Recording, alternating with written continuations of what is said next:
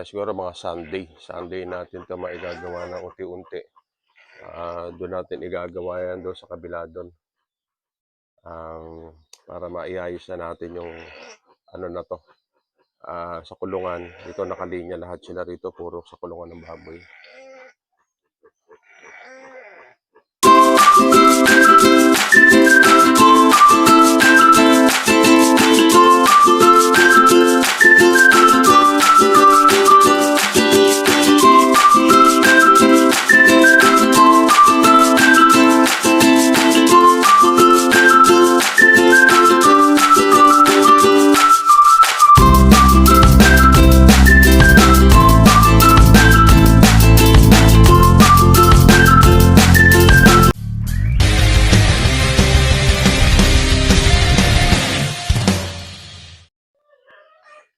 So ayan mga kabrad, isang napakaulang umaga po sa atin lahat ngayon.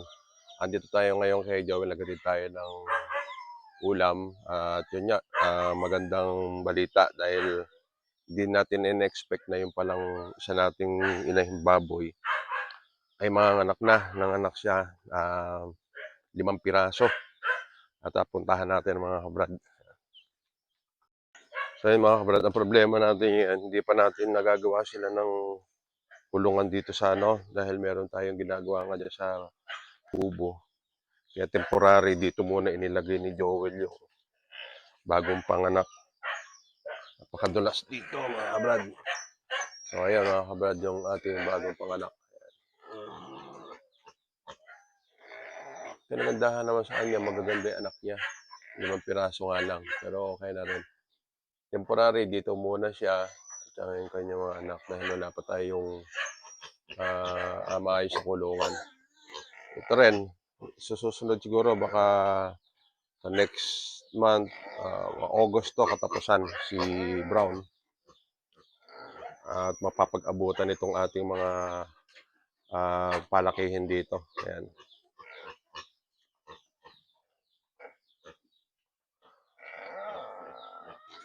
Ganda ng ano niya, anak niya. Oh. Iba na talaga yung size niya kung i-compare natin doon sa pure na native. Siguro mga Sunday natin ito maigagawa ng unti-unti. Doon natin igagawa yan doon sa kabila doon. Para maiayos na natin yung ano na to. Sa kulungan, dito nakalinya lahat sila rito, puro sa kulungan ng baboy. Mabait siya sa kanyang anak. Temporary lang naman to. Biglaan. Hindi ko in-expect na mga anak ngayon tong ating isang inahin. Dahil ang tansya ko nito, mga katapusan pa. Katapusan pa ito ng July. Pala, nagulat ako pagdating ko rito, sabi ni Joel. Nanganak nga daw yung isa. Kaya iniisip ko kung ano yung nanganak. Yun pala itong isa. So, nadagdagan na naman mga kabrad yung ating mga alaga dito. Thanks God. Susunod naman ito si Brown. Ito yung isa sa pinakamaganda nating mag-anak, si Brown. Manganak siya, Siam. Pinakamababa na rito yung Siam eh. Alam ko Siam, 10, yan ang anak niya, 11, 12. Maganda mag-anak.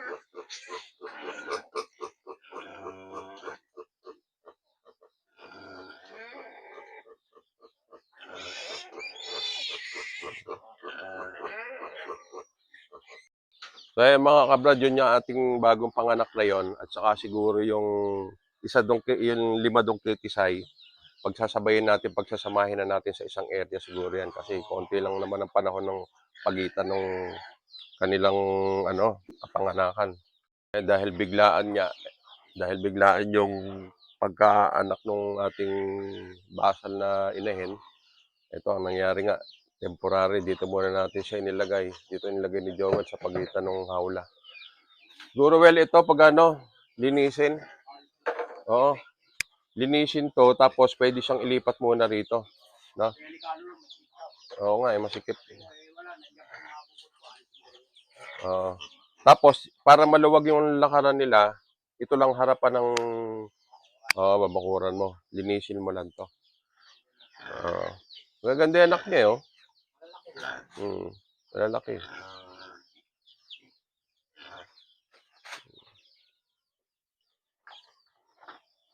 Napuntahan naman natin yung ating ah? Oo nga.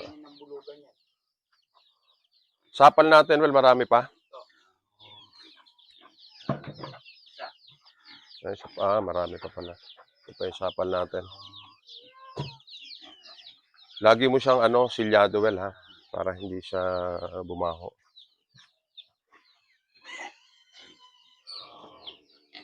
Ito yung isa, well, na no?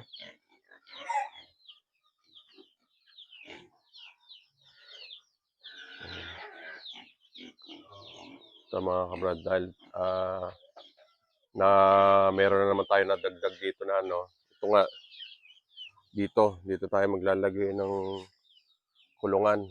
Diyan, papapatag natin to. Well, pagkaan siguro yung isang buko na yon tatanggalin, no? Tanggalin yun, mailipat. Kaya puntahan muna natin mga kabrad yung ating 3 days na kasi tayo hindi napunta rito. Yung ating ginagawang tubo.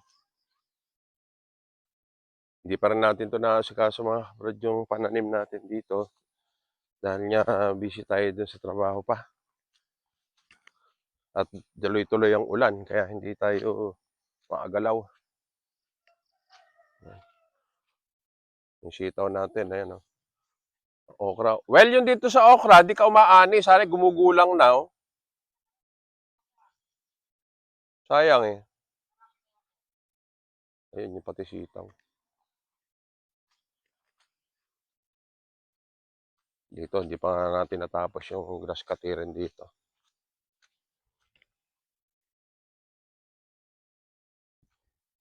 So yung mga kabrad, nabuhusan na rin yung doon sa kabila. Ayan. Nabuhusan na rin yung pati poste. Sabihin, dito na lang tayo, yung pinaka-channel na lang. Yung sasampahan natin ng sasampahan ng sa second floor. Ito, napakaulan na yan. Ang ambon-ambon, mahamog. Tama, nabuhusan na. Yan. Unti-unti mga kabrad, mairaraos din natin to.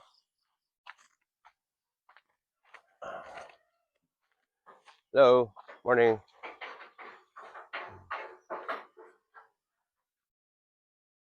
Ayan. Hindi na natin to na sikaso pati. Tsaka yung doon niya sa pananim, meron na tayong doon, mga buto.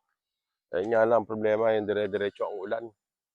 Hindi natin ito maasikaso. Kailangan nang magtatanim nito ako si Joel kasi medyo hindi niya kaya yung proseso ng pupunla, pagtatanim. Tsaka unang-una, pangalawa, siya, sobrang busy. Hindi niya maasikaso. Lalo na ngayon, bagong panganak yung isa naming alaga. Ito, sitaw na ito, oh. Mayroon pa mga pitasing pang ulam, ah. Pero dito, yan din ang tataniman natin ng sitaw mga kabrad yan. Sa area rin na yan. Kaya lang ang gagawin natin, mag-extend tayo dito, back to back. Yan, sitaw dyan. Ito, hindi pa natin to nalilinis din.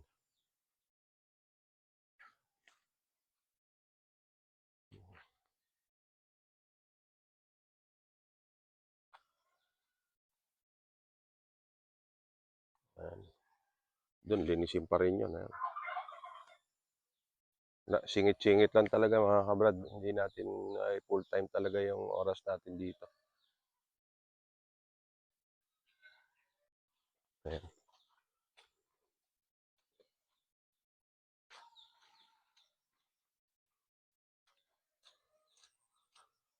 Sakto-sakto nagpapakain si Joel ng ating mga alaga. Dami na well ng ano, magugulang, lalaki. Ang daming magugulang. Oo, dami. Nakagulangan ng ano, okra. Ayan. Bagay to, pwedeng binhi yan. Sitaw. Ayan, marami pa rin sitaw na mapipitas kahit ganyan-ganyan lang.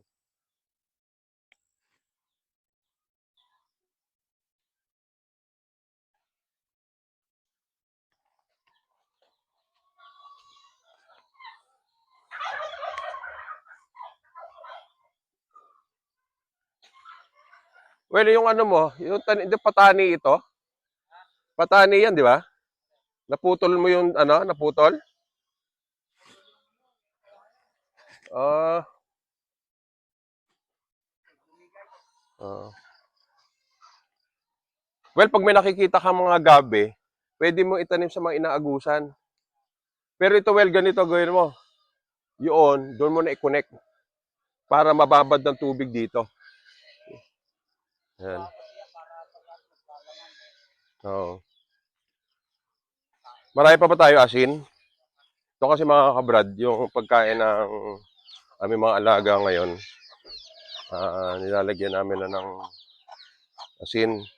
Ito, yung tubig. Tapos nilalagay dito ni Joel. Yan. Yan. Ito nga yung asin natin. Yan pa, marami pa. Sige.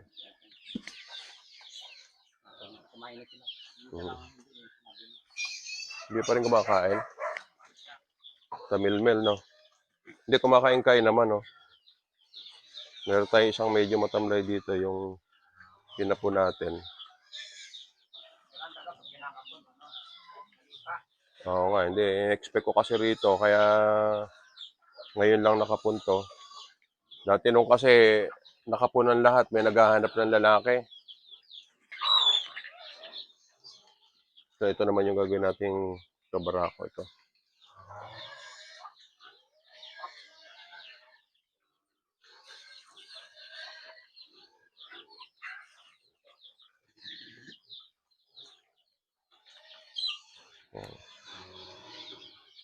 Si Brown, hindi pa kumakain yan, no? Oo.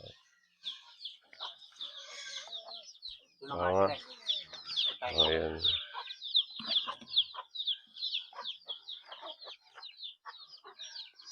Mas ganado sila pag may asin eh, di ba?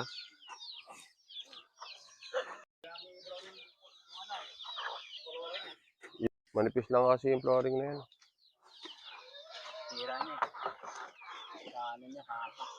Yung mga manok natin dito, lalaki sila rito sa galaan yung marami, no? Dapat talaga to, minute talaga tayo dito pag ano. Basta well, ito, yung agos ng tubig na yan, dun mo pabagsakin. Huwag dito ha. Ito. Diba yan, umaagos siya. Doon mo ano. Tapos, well, lalagyan natin ng ano, para magtubig dito. Lalagyan natin ng kangkong well. Oo, samantahin natin yung ulan. Sayang yung tubig na to, yung ano. Yung tubig na yan, mapapakinabangan natin dito yan. Oo, pag ito, yung nalagyan natin to ng ano, o kaya pilapil doon. Mag-i-stack ang tubig dyan. Ngayon, pag nag-stack, lalagyan natin ng kangkong.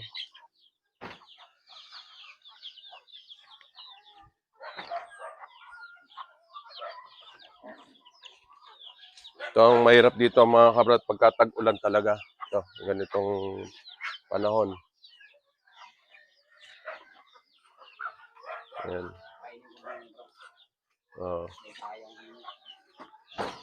Kinutkot pala niya yung flooring. No?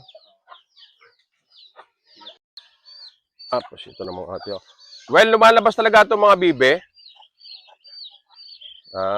Ito naman ba siya? Magantay siya rin ng pagkain.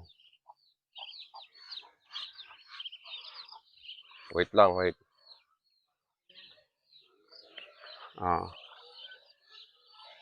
Bagay, mga ilang panahon lang to, hindi na makakalabas to eh, no?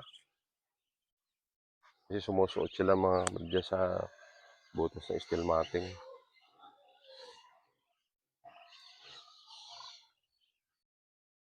So, dito naman sa kabila natin dito yung kasama nung um, nanganak na yun. Posible, malapit. Ano na rin yun. Pero sa tingin ko, tagal-tagal pa to. Itong isang to, yan. Ito. Ito mga kabrad yung kapatid nun nung nanganak. Pero yung tiyan niya, hindi pa ganun talagang kamukha nung isa.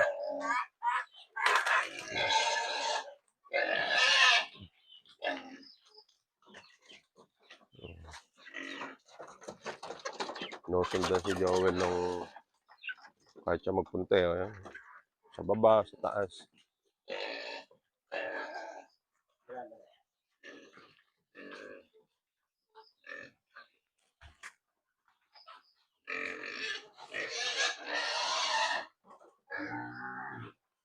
Ito naman kasi si Brown na to, particular yun sa kanya. Puro yung pinapakain natin dito.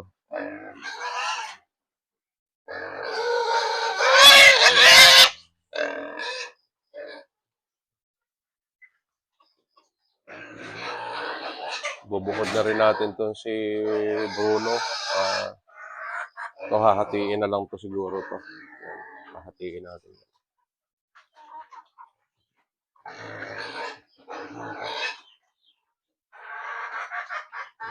Ayun nga mga kabrad, hindi natin in-expect na darating tayo dito sa ating mini farm na mayroon na naman tayong panibagong blessing na nanganak na nga yung ating isang itim na dito na kasama ni Bruno. Ayan. Tapos siguro posible to, ito susunod na to yung kapatid. Hindi natin in-expect na mga anak. Ang alam ko kasi mga katapusan pa ng July. Pero nanganak niya. Kaya mga kabrad, another blessing na naman tayo. Kaya muli, maraming salamat po sa ating lahat. God bless po.